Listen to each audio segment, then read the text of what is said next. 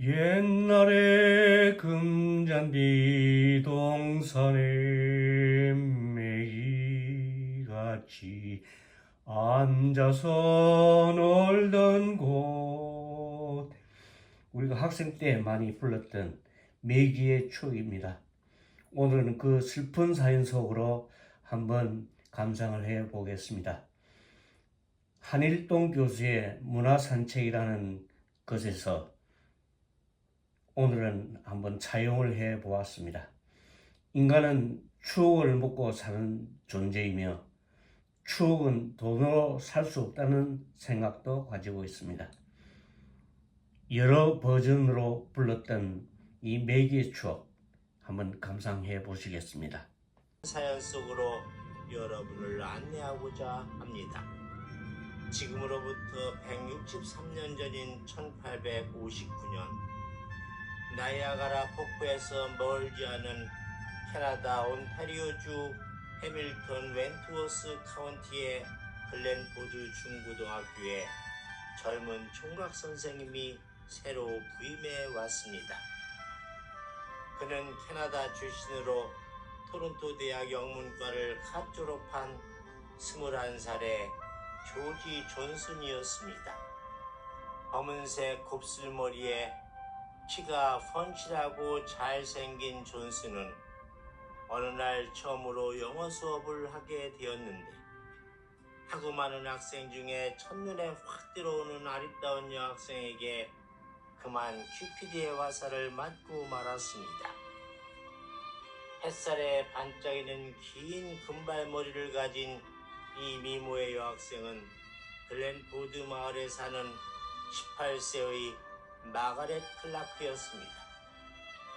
이후로 수업 시간이면 이 젊은 총각 선생님의 시선은 늘 그 예쁜 여학생을 향했습니다.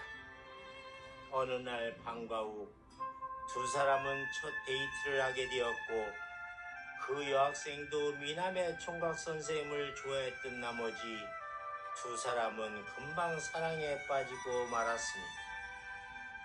그뿐만 아니라 총각 선생님과 여학생은 음악을 좋아해서 마을 합창단에서 함께 봉사활동을 하기도 했습니다. 이 두 사람은 거대한 나이아가라 폭포수가 온타리오로 흘러드는 경사진 언덕의 양지 바른 금잔디에 앉아 청옥보다 푸른 호수를 바라보면서 꿈같이 달콤한 사랑을 속삭였습니다. 때로는 호숫가와 개울가, 베이지꽃이 만발한 동산, 물레방아가 있는 언덕과 숲속을 뛰어다니며 천진난만한 어린아이들처럼 웃고 떠들면서 목가적인 자연을 즐겼고 시냇가에 늘어선 단풍나무 길을 따라 사색을 즐기기도 했습니다.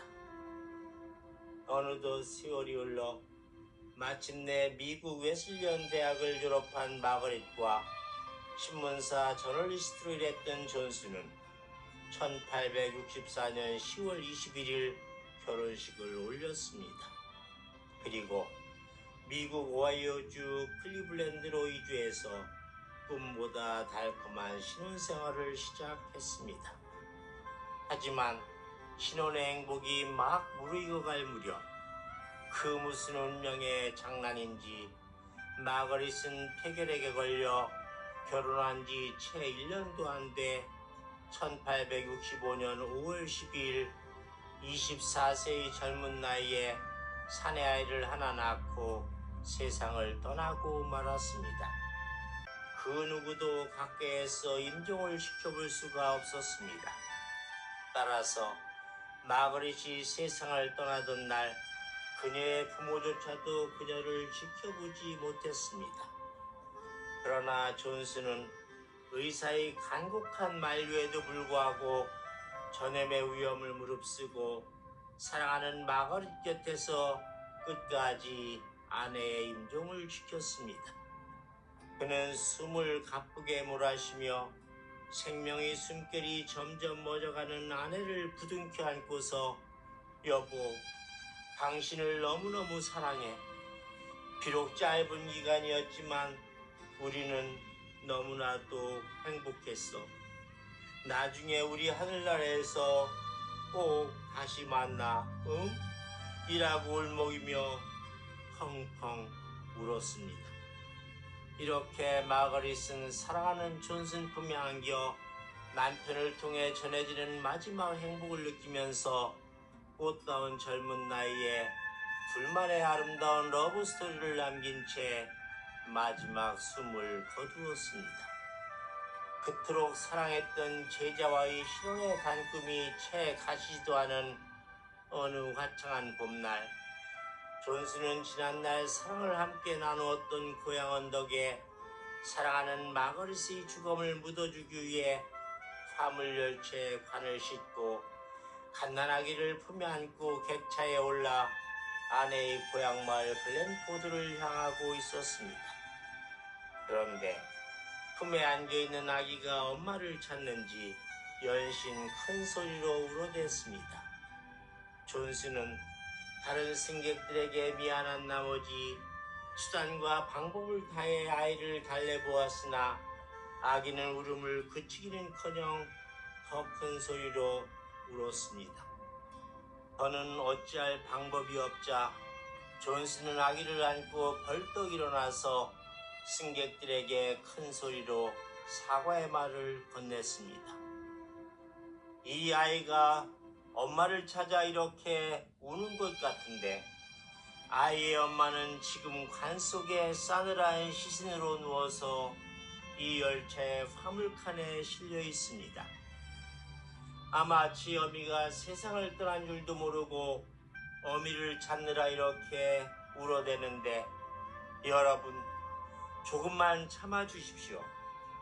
저는 제 아내를 고향 언덕에 묻어주기 위해 아내의 관을 싣고 이렇게 고향으로 가는 중입니다.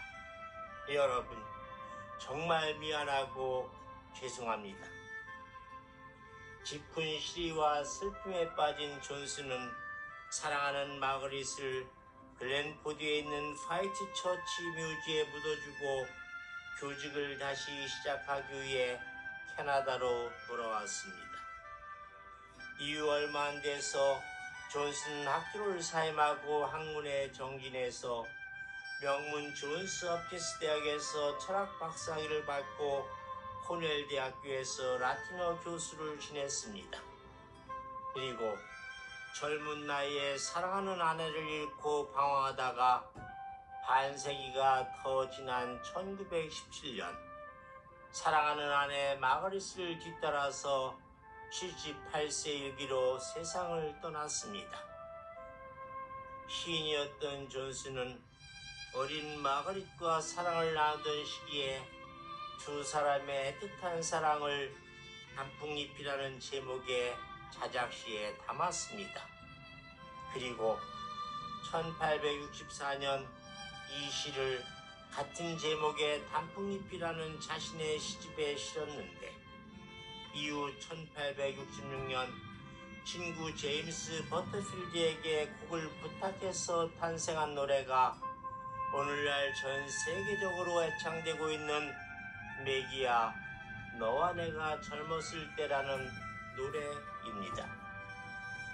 이 곡은 2005년 캐나다 작곡가들의 명예의 전당에 헌정되었습니다. 참고로 매기는 존슨의 사랑하는 아내 마거릿의 애칭입니다. Violets were scenting the woods. Violets were scenting the woods. Maggie displaying their charms to the breeze. When I first said I loved only you, Maggie, and you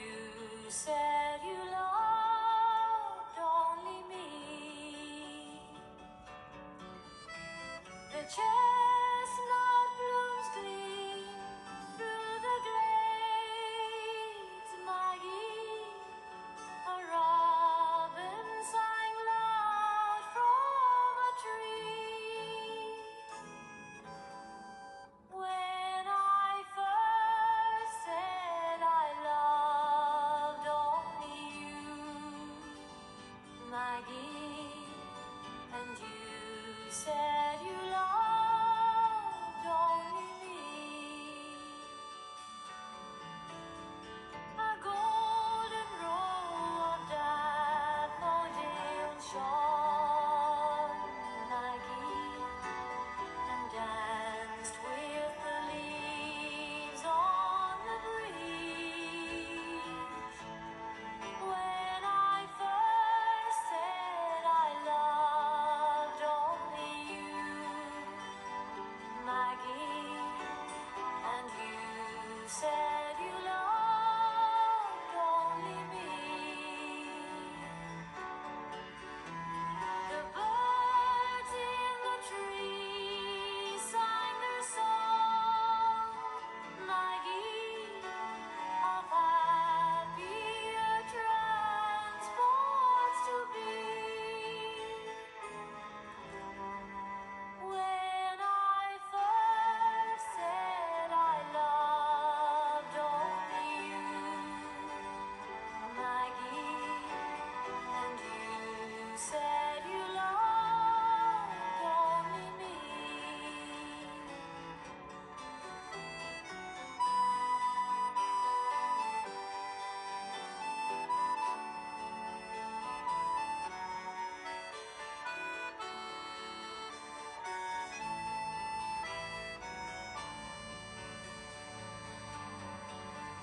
Our dreams, they have never come true, Maggie. Our hopes, they were never to be.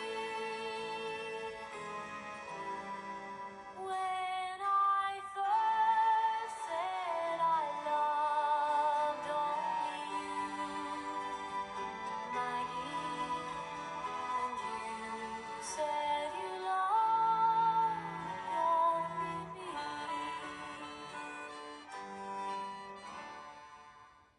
I wander today to the hills, Maggie, to watch the scene below. The creek and the creaking old mill, Maggie, as we used to long, long ago.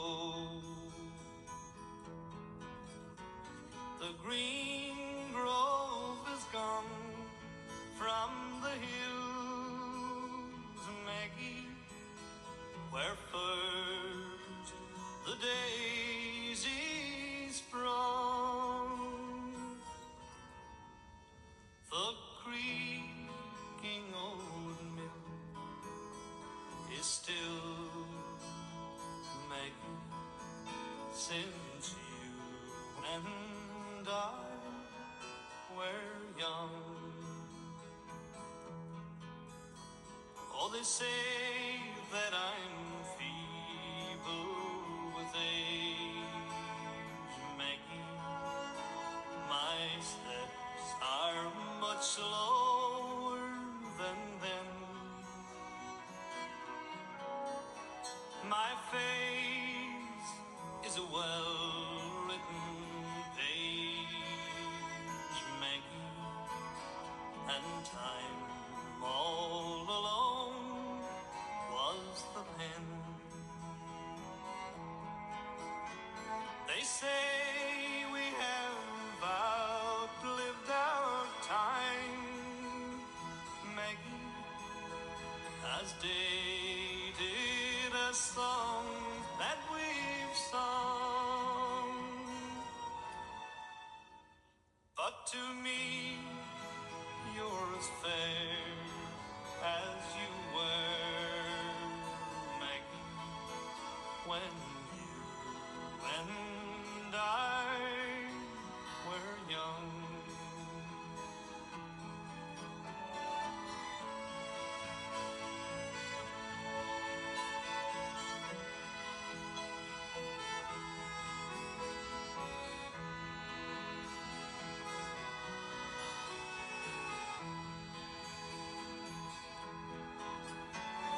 say